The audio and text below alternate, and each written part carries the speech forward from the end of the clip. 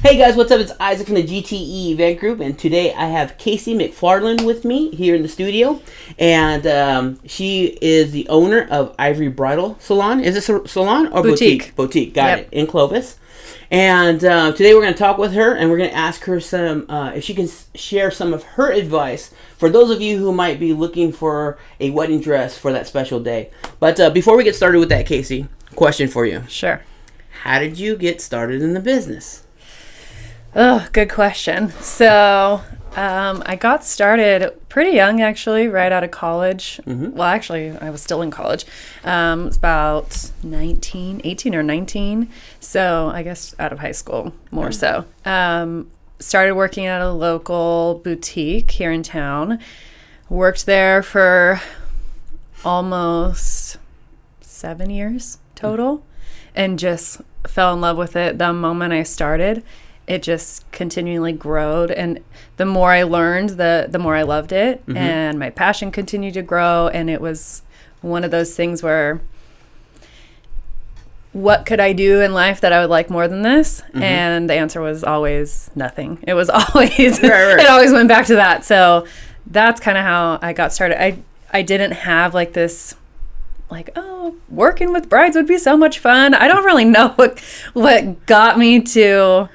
What triggered that? Like, I want to be there, yeah, I wasn't ever really one to, like, plan my dream wedding. Nothing like that. It was always just, I guess more so, honestly, just looking for a good job. Mm-hmm. And once I got in the business, that's when I realized, like, wow, I actually really love doing this. Yeah. Now, what is it? Or can you narrow it down to something specific that you truly love about what you do? I love...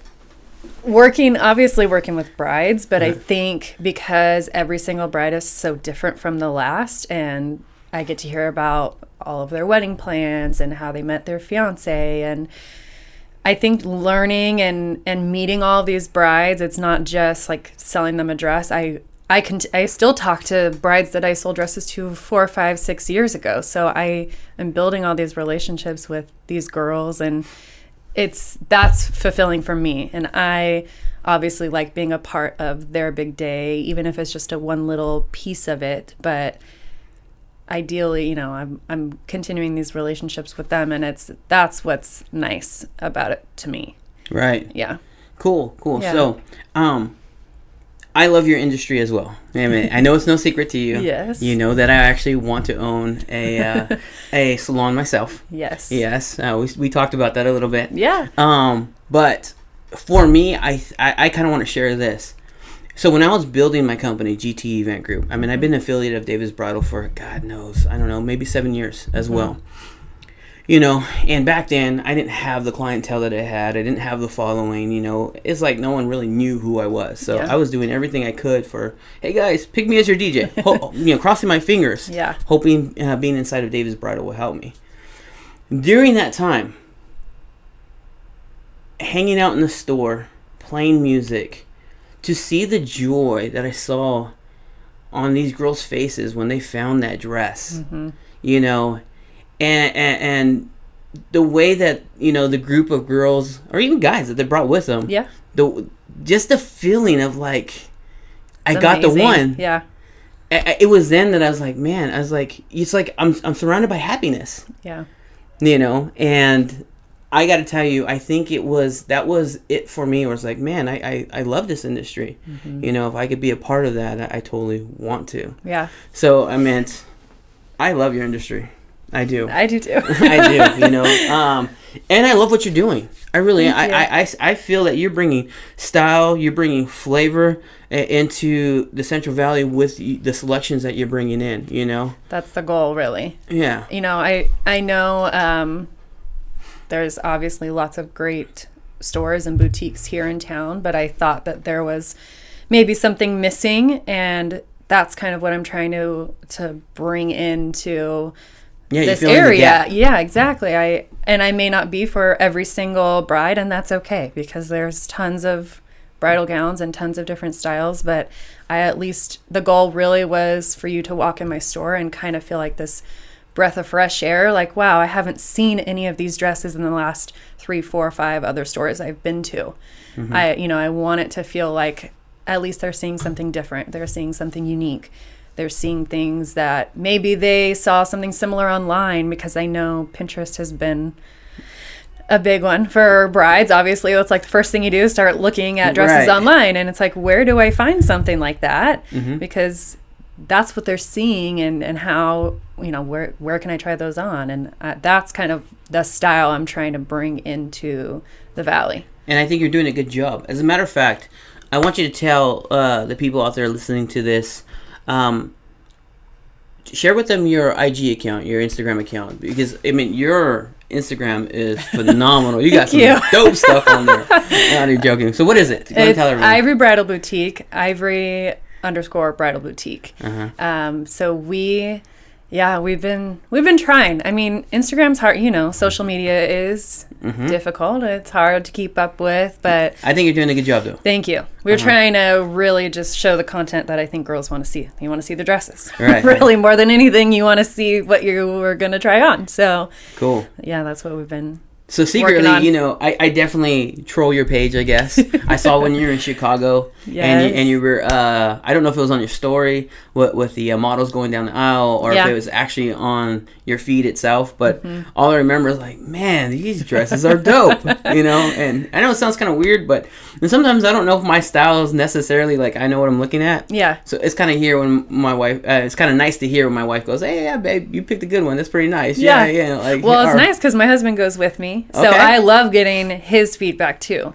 He's super into the fashion, and I think it's been fun to kind of watch him have a little passion grow for this too, watching me, do what I like to do. So it's been nice having him here, and he'll kind of lean over like, oh yeah, that one's cool. I like that one right there. Yeah. So it's nice to have guys' opinion too, because, So prior to you, your husband has nothing to do with this industry?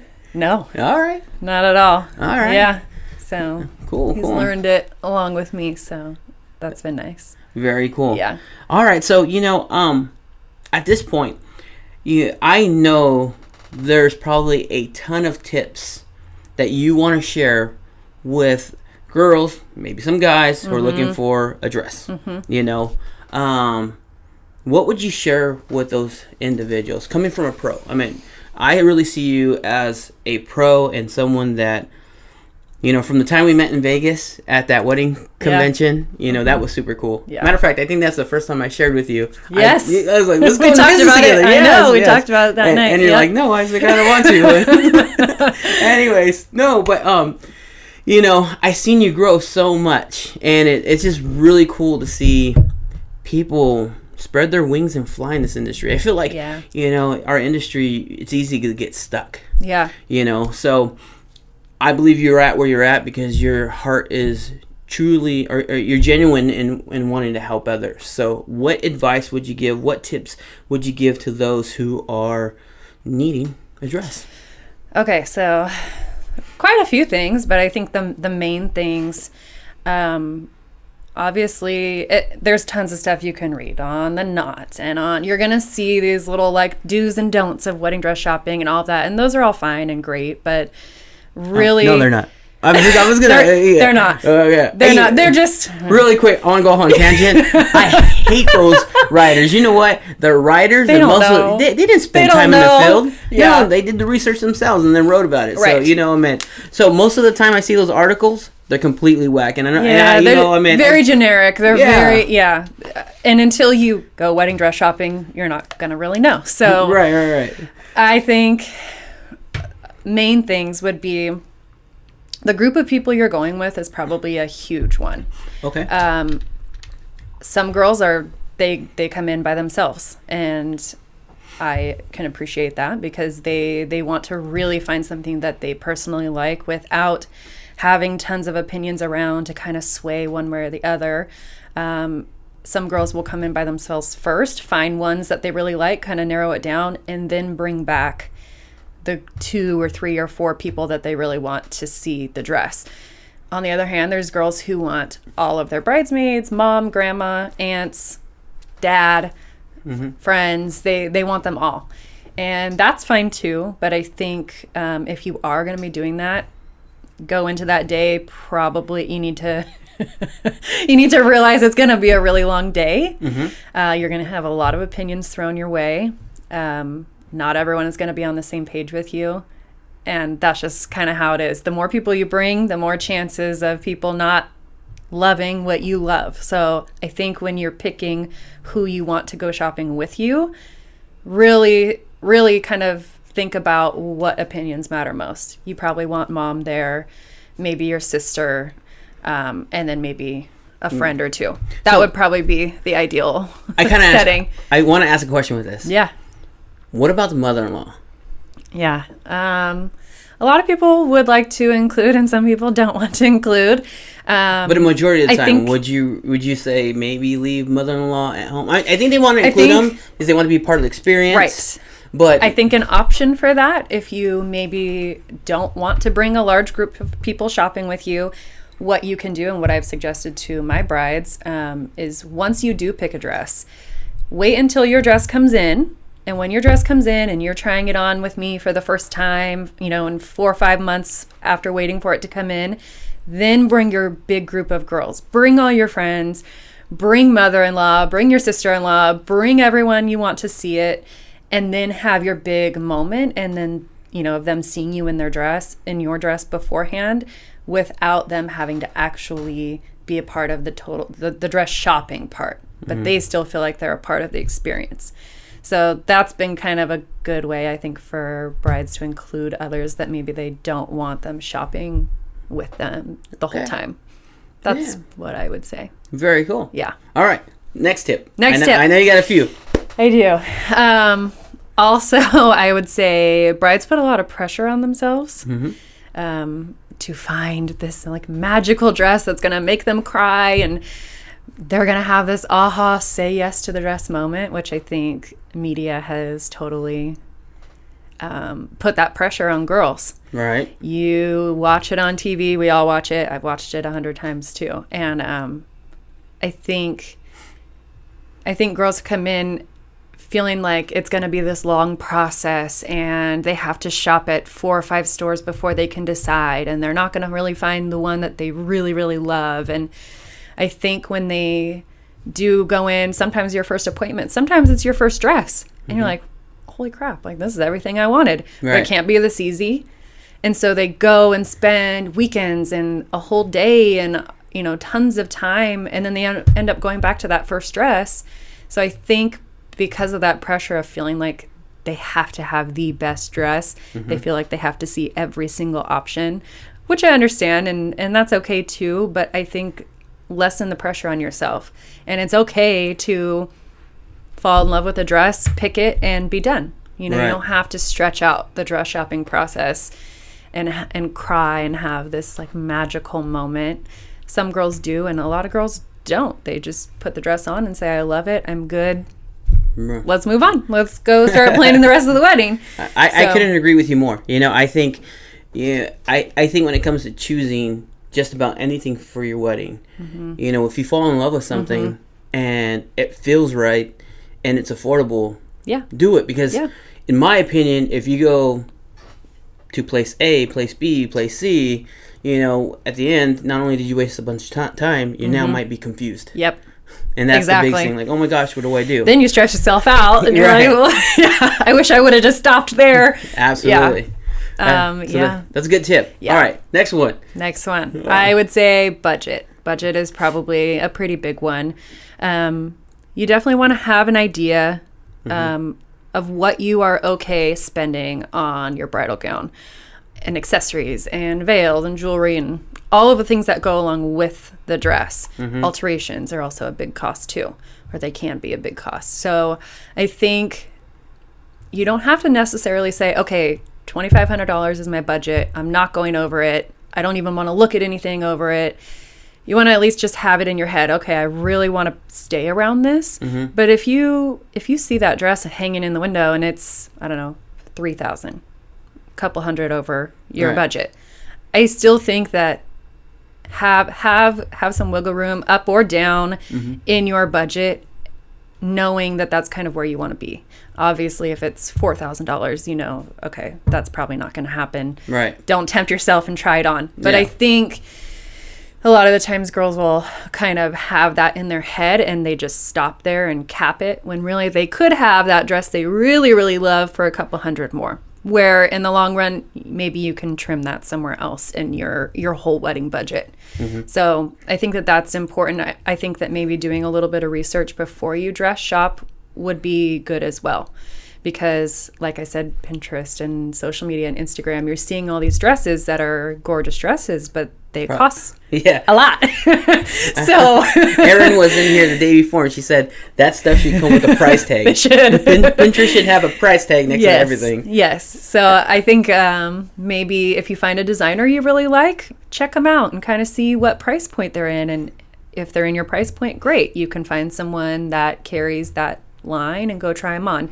But you might look them up and go, wow, those are $10,000 dresses. Maybe that's not for me. Mm-hmm. So I think maybe just taking a little bit of time to research what you like, maybe what kind of price point that's in, and then just kind of have a number in your head before you go. Mm-hmm. And then maybe you'll eliminate a little bit of the sticker shock. Okay. So, you know, I'm sure you'd be okay with this, but one thing that we tell our couples when shopping for entertainment or, you know, photography or a few other things that I'm involved with, it's call the vendor and ask them what the average couple spends with on our company for a particular product. Would you say it's kind of be wise to do the same? Maybe call different shops after having your budget and saying, hey, what is the average cost, to see more or less if that's somewhere you might want to go, you know, visit. Yeah, definitely. I think that is a great idea, actually. And I think that it would help them especially kind of figure out, okay, this shop has this kind of a price range, this shop has this kind of a price range, and then kind of pick and choose from there who you think would best suit you and your needs and what you're looking for. Okay. So, yeah. Sounds cool. Yeah. All right. Any other advice or tips? Those are probably my top. Those are my top ones. I mean, there's tons of little tidbits, but I think the tidbits. I think there's the little ones are good as well. So, well, I think also too, when you do go dress shopping, maybe, you know, do your hair similar to kind of what you think you might like. Maybe put on a little bit of makeup. You don't have to go like full on glam, but if you feel good. And you feel like you look good, it's going to just make the entire dress shopping experience better. And I have a lot of girls who come, I don't know, right after work or on their lunch break, and the hair's up in a bun, and they're kind of like, oh, I wish I could like see myself in this dress a little bit better. Or they hate the way they look in the pictures afterwards. So I think taking a little bit of time to doll yourself up before you go just makes it for a little bit better of an experience. That is a real good tip.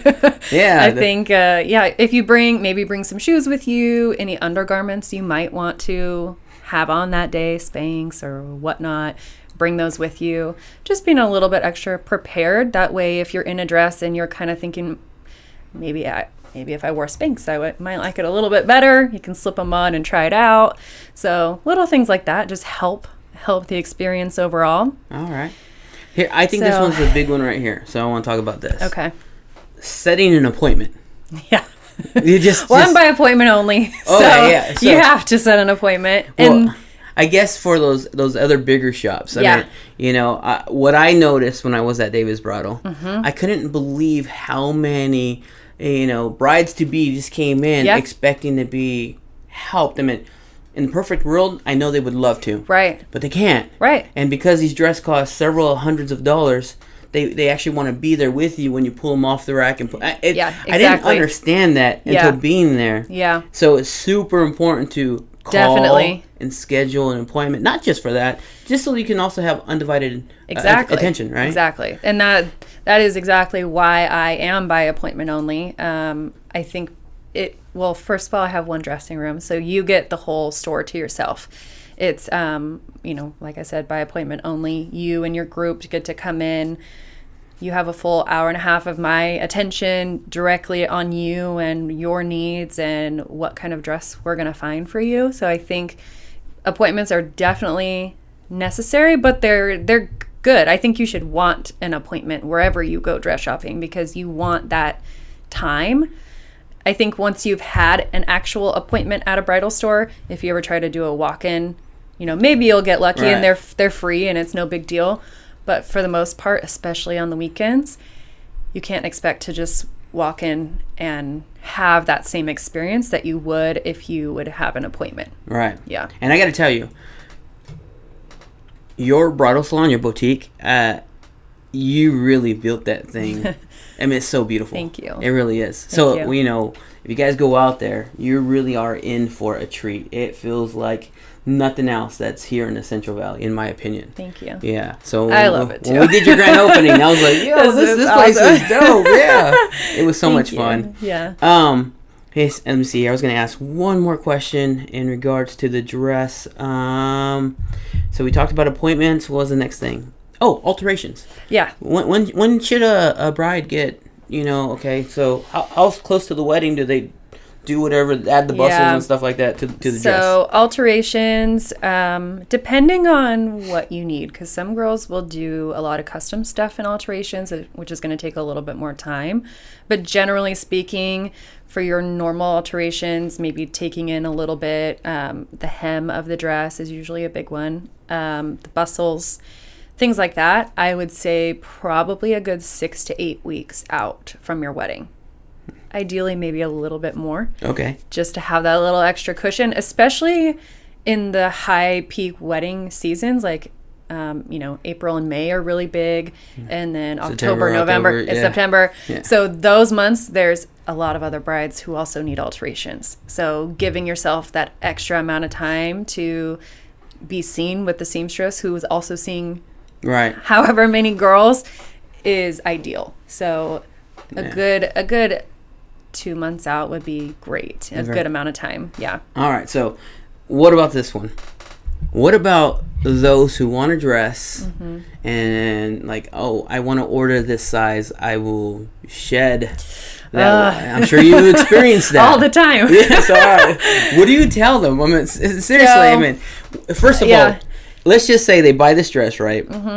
And they don't meet the weight goal or whatever they're trying to shed. They're owners, right? They own the dress. Your owner, yeah. Okay, got it. It's yours to either make it fit or I don't know.